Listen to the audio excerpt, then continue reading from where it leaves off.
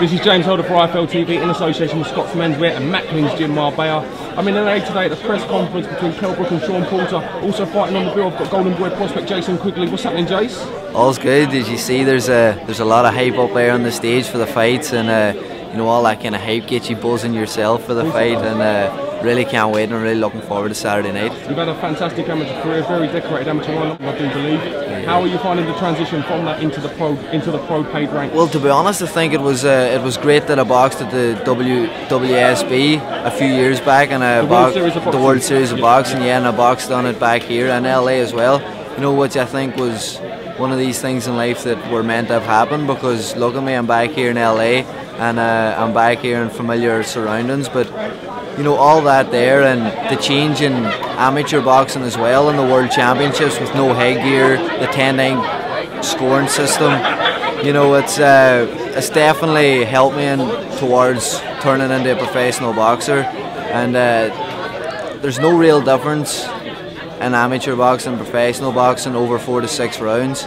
You have to get in there, be confident, you have to do your part, you have to control the centre of the ring and be the boss. But then when it comes to the 8, 10, 12 round fights, that's when all the experience and everything will come into it, and that's why I'm out here now, and I'm getting as much experience as I can. I'm in with as many world champions and sparring with as many guys that I can to get that experience for when it comes into the 8, 10, 12 round fights in professional boxing. Second professional fight now. How pleased are you with the way things are developing under Golden Boy? Well, to be honest, you know, I've had a few offers. It's no surprise, and it's not a secret that there was a lot of promoters and managers looking for me.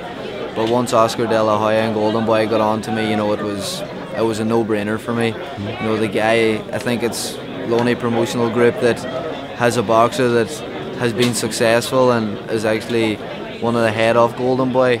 You know, so to have that man behind you, he knows what it's like to get into the ring. He knows what it's like to deal with promoters and managers. He knows the insides and outs, inside the ring and outside the ring. You know, to have that man behind me is absolutely amazing. They're keeping me busy. I'm only out of my first pro debut fight on a massive undercard at Canelo Lara, and now I come to another massive card here in the Stub Hub under Brook and Porter. And you've seen the hype there. This is what it's all about. You know, this is where you have to be. This is what you have to experience to get to the top yourself. Jason, if you had to give me a prediction for Kell Brook versus Sean Porter, how would you go? What's going through your mind? On paper, to be honest, I think Porter has the upper hand of the level of opponents he's beaten. You know, Porter has destroyed Malinaji, he's beat Devin Alexander. These guys are very highly rated boxers, world-class fighters, former world champions. You know, Kell Brook has been amazing record. Every time he gets into that ring, he's performing well, he's taking guys out of it. The only question mark is to the guys that he's fought compared to Porter. But to be honest, I know Kell Brook, I know his style, I know he's a great punching power.